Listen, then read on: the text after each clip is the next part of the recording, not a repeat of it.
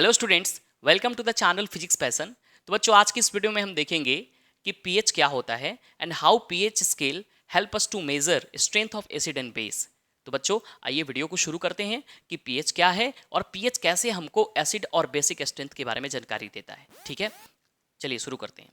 सबसे पहले हम बात करेंगे बच्चे कि किसी भी बेसिक और एसिडिक स्ट्रेंथ को आप जब मेजर करते हो तो क्या करते हो।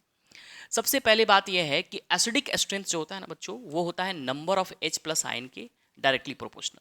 यानी कहने का मतलब हुआ कि अगर किसी चीज का एसिडिक स्ट्रेंथ आपको पता करनी है तो जितना H प्लस की संख्या होगी, जितने number of H plus ion होंगे, उतना ही वो एसिड ज्यादा खतरनाक होगा, यानी उसकी एसिडिक स्ट्रेंथ उतना ही ज्यादा होगी। ठीक है, अगर आप कोई बच्चा ये भी बोल सकता है कि सर H प्लस आयन ले लो या H3O प्लस आयन भी ले लो या H प्लस आयन ले लो, दोनों बात बराबर है, हाइड्रोनियम आयन और H प्लस आयन। ये बात क्लियर है कि सबसे पहले मैंने देखा कि acidic strength is directly proportional to number of H plus ion. इसका मतलब हुआ कि एसिड उतना ही खतरनाक होगा जितना H प्लस आयन उसमें ज्यादा होगा। दूसरी चीज, बेसिक स्ट्रेंथ अगर हम बात करें, तो basic strength OH minus ion के कंसंट्रेशन के साथ बढ़ता है। यानी जितने number of OH minus ions होंगे, जितना नंबर OH माइनस आयन का होगा, जितना उसका कंसंट्रेशन हाई होगा, उतना ही वो क्या होगा, खतरनाक बेस होगा। यानी हम बोल सकते हैं उसकी बेसिक स्ट्रेंथ क्या होगी, ज्यादा होगी। यानी एसिड और basic strength depending upon H plus ion और OH माइनस आयन रेस्पेक्टिवली। ये हम बोल सकते हैं बच्चे कि H प्लस आयन से एसिड का स्ट्रेंथ बढ़ता है और OH माइनस आयन के बढ़ने के साथ साथ बेस का स्ट्रेंथ बढ़ता है। लेकिन बच्चे, हमारे पास कोई ऐसा तरीका नहीं था जिससे हम लोग क्या करें कि एसिडिक स्ट्रेंथ और बेसिक स्ट्रेंथ को पता करें। ठीक है, कि उसका स्ट्रेंथ क्या है, कौन एसिड ज़्यादा स्ट्रॉन्गर है, कौन सा एसिड वीकर है, कौन सा बेस ज़्यादा स्ट्रॉन्गर है, कौन सा बेस ज़्यादा वीकर है। तो इसके लिए हमारे पास दानिश केमिस्ट जो थे, जिनका नाम था सोरेंस जो थे, सोरेन साइंटिस्ट, इन्होंने क्या किया, पीएच स्केल को डिस्कवरी किया, पीएच स्केल इन्होंने दिया। अब ये पीएच स्केल क्या है ये समझिए। पीएच स्केल में था क्या, ये एक ऐसा स्केल था जिसको मेजर करते थे हम लोग। क्या ये क्या मेजर करता है, H प्लस आयन का कंसंट्रेशन मेजर करता है, हाइड्रोजन आयन का कंसंट्रेशन मेजर करता है। अब बहुत सारे बच्चे कंफ्यूज होते हैं कि सर H प्लस आयन का कंसंट्रेशन मेजर करता है तो OH माइनस का भी करता होगा। नहीं, ऐसी बात नहीं है। पीएच स्केल का डिजाइनिंग कैसे किया गया है, हाइड्रोजन आयन का कंसंट्रेशन मेजर करता है कौन, पीएच स्केल। और इसका जो वैल्यू है वो कहाँ से स्टार्ट होता है, 0 से, और कहाँ पे खत्म होता है, 14 पर। ठीक है, इसका वैल्यू 0 से 14 के बीच में मतलब रहता है। अगर pH का मान 0 है तो इसका मतलब सॉल्यूशन क्या है, मेरा हाईली एसिडिक है। और pH का मान अगर मेरा 14 है तो सॉल्यूशन क्या है, हाईली बेसिक है।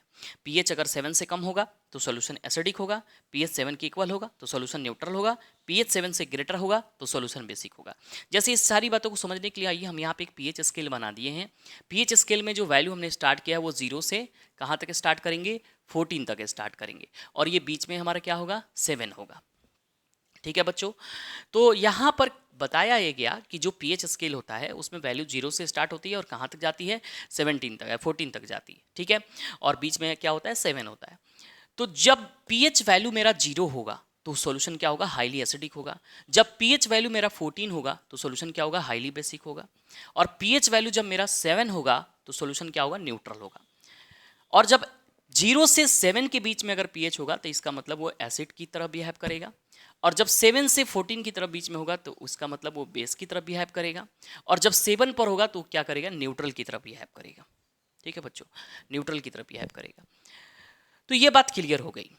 तो कहा गया कि सर जो पीएच है ना, वो पीएच स्केल एक ऐसा स्केल है जो हमको हाइड्रोजन आयन का कंसंट्रेशन मेजर करके देता है। यानी हाइड्रोजन आयन का कंसंट्रेशन मेजर करता है। इसलिए इसका फॉर्मूला भी जो बच्चों बना हुआ है ना, पीएच जो है is equal to minus log of H plus. ये फॉर्मूला आपको आगे पढ़ना है। पीएच और हाइड्रोजन आयन के कंसंट्रेशन में क्या रिलेशन है ये आप आगे पढ़िएगा। लेकिन आपको मैं अभी समझा देता हूं कि हाइड्रोजन आयन का कंसंट्रेशन जो होता है ना, वो 10 टू द पावर माइनस का पीएच होता है, 10 टू द पावर माइनस का पीएच होता है। अब बच्चों एक छोटा सा काम करते हैं, हाइड्रोजन आयन का कंसंट्रेशन H प्लस, अगर इसको ऐसे लिख दिया ना, इसको अगर मैंने बिग ब्रैकेट में अगर क्लोज कर दिया, बिग ब्रैकेट में अगर मैं H प्लस को लिखता हूं तो इसका मतलब है H प्लस आयन का कंसंट्रेशन। इसको मैंने क्या लिखा है, 10 टू द पावर माइनस का पीएच, है ना, ऐसा लिखा हूं मैं। तो सोचो अगर पीएच का वैल्यू मैं 1 रखता हूं तो H प्लस यहाँ पे कितना आ जाएगा, पीएच का वैल्यू 1 रखूंगा तो 10 टू द पावर माइनस 1, यानी आंसर आएगा 0.1।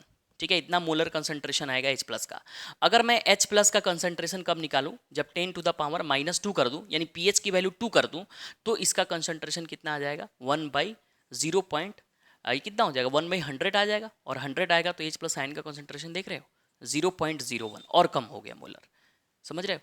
तो कहने का मतलब ये है बच्चे कि pH का मान जैसे जैसे आप बढ़ाते हो ना, फॉर्मूला में आप वैल्यू रख के देखो, 10 का पावर निगेटिव है, और 10 का पावर निगेटिव है तो इसका मतलब कोई भी संख्या तुम रखोगे ना बड़ा, इस pH को बड़ा करते जाओगे ना, तो H प्लस आयन छोटा होता जाएगा। H प्लस आयन का कॉन्सेंट्रेशन क्या हो जाएगा, छोटा हो जाएगा। जैसे यहाँ पे देखो 10 का पावर -2 रखोगे तो 1/100 बनेगा। 10 टू द पावर -3 रख दोगे, अगर pH का मान 3 कर दोगे, pH बढ़ा दोगे, तो ये बन जाएगा 1/1000। ठीक है बच्चों, तो इसलिए H प्लस आयन का कंसंट्रेशन क्या होगा, pH के साथ pH बढ़ेगा तो H प्लस आयन का कंसंट्रेशन घटेगा।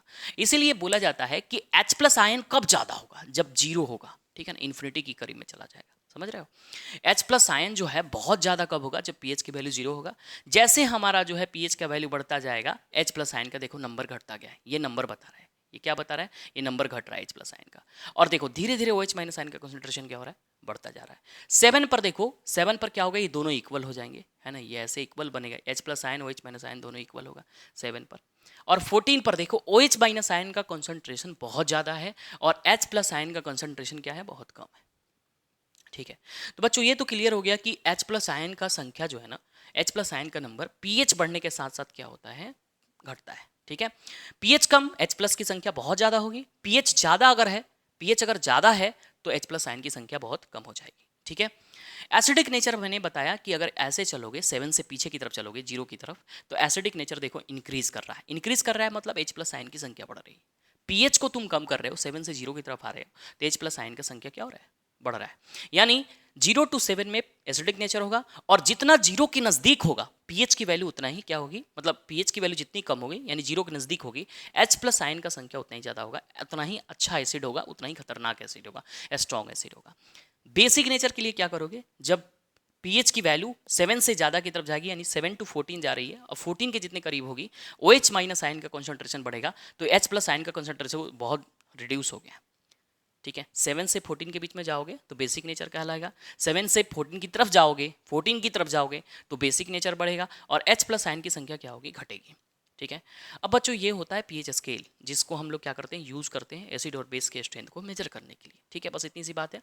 ये सारी पीएच के बारे में मैंने जानकारी दे दी बच्चों। पीएच स्केल के ऊपर ही काम करने वाला हमारा एक indicator that is called universal indicator. बच्चों यूनिवर्सल इंडिकेटर जो होता है ना, वो बेसिकली हम लोग के लैब में होता है, वो पीला कलर का होता है। ठीक है, लेकिन आप उसको एसिड में डालोगे, बेस में डालोगे, डिफरेंट डिफरेंट टाइप के एसिड में डालोगे, ठीक है, तो अपने कलर को चेंज करेगा। एसिड में अगर मान लो कि तुम स्ट्रॉन्ग एसिड में उसको डाल रहे हो तो एकदम क्या करेगा, डार्क रेड आएगा। ठीक है, स्ट्रॉन्ग एसिड में डालोगे तो डार्क रेड आएगा, लेकिन अगर एसिड में डाल रहे हो, ज़्यादा स्ट्रॉन्ग नहीं है, तो ओनली रेड आएगा। समझ रहे हो? तो बेसिकली क्या है कि वो अपने कलर को चेंज करेगा, डार्क रेड, रेड, फिर उसके बाद ऑरेंज, है ना, इस तरह से, येलो, इस तरह से आएगा। तो बेसिकली क्या है कि ये यूनिवर्सल इंडिकेटर एक पेपर होता है बेसिकली, ठीक है ना, सॉल्यूशन भी हो सकता है, कोई दिक्कत नहीं है। वो बस एक पेपर जो है ना, आपको एक पेपर का स्ट्रिप होगा, नहीं तो सॉल्यूशन हो सकता है, वो एक पेपर एक कलर का होता है, लेकिन वो डिफरेंट डिफरेंट कलर में क्या होता है, चेंज हो सकता है। अगर आप स्ट्रॉन्ग एसिड डालोगे ना तो कुछ अलग कलर दिखाएगा, एसिड ही डाल रहे हो लेकिन स्ट्रॉन्ग नहीं है, थोड़ा सा वीक है, तो कुछ अलग कलर आएगा। थोड़ा सा और वीक एसिड, अगर और वीक वाले एसिड में अगर तुम उसको रखते हो तो और उसका कलर चेंज होगा। यानी एक universal indicator different different colour में चेंज हो सकता है। डिफरेंट डिफरेंट कलर को चेंज करके ये बताता है कि कौन सा एसिड ज़्यादा अच्छा है, कौन सा एसिड ज़्यादा स्ट्रॉन्ग है, और कौन सा एसिड वीक है। तो यूनिवर्सल इंडिकेटर जो होता है बच्चे, एसिड और बेस के बारे में तो जानकारी देता ही देता है, इसके साथ साथ उसके स्ट्रेंथ के बारे में भी जानकारी देता है। आप यहाँ देख सकते हैं कि उनके कलर्स को किस तरह से सजाया गया है। ठीक है ना, उसके बाद होता है क्या कि ये डिफरेंट टाइप के इंडिकेटर्स के मिक्सचर से बना होता है। ठीक है, डिफरेंट टाइप के इंडिकेटर के मिक्सचर से बना होता है। आई होप कि आपको ये वीडियो बहुत अच्छा लगा होगा। वीडियो अच्छा लगे तो वीडियो को लाइक करिए, चैनल को सब्सक्राइब करिए, शेयर करिए वीडियो को। धन्यवाद।